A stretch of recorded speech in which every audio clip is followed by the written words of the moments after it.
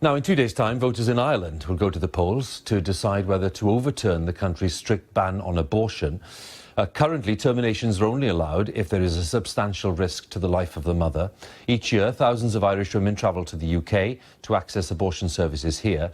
Our Ireland correspondent Emma Vardy has been meeting those on both sides of this debate. The idea of ending the natural process of pregnancy before its time was just not something that I could comprehend doing.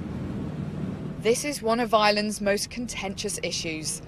Here, women make choices in the face of a deep moral divide.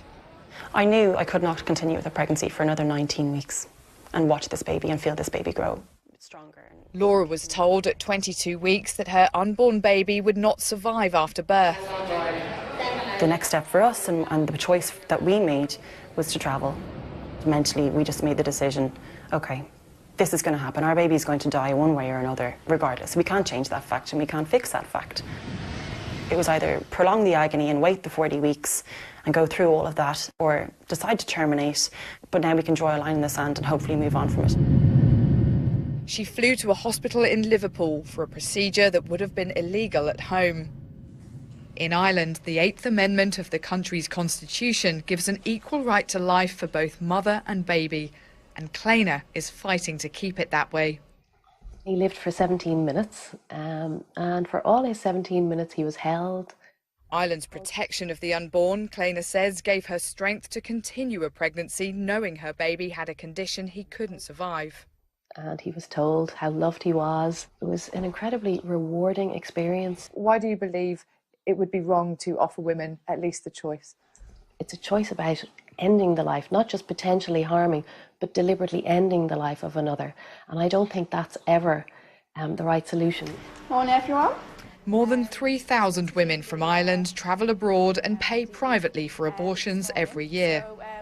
Many come here to Liverpool, where Dr. Rachel Foggan treats Irish women each day.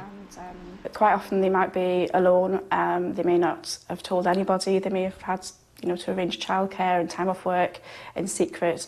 Why do you yourself believe that women should have access to abortions? I just think for so many different reasons, women find themselves in a situation, either it's an abnormal pregnancy, it's just not the right time, it should be talked about, it's a normal, part of healthcare. Back in Ireland, campaigners have toured the country to get their message across.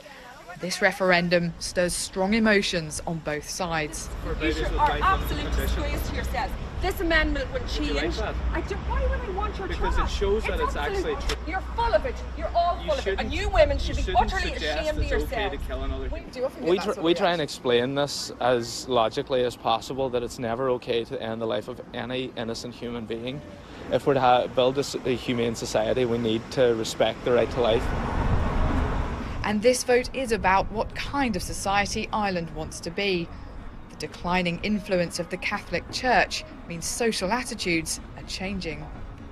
In 2015, Ireland voted by a large majority to legalise same-sex marriage.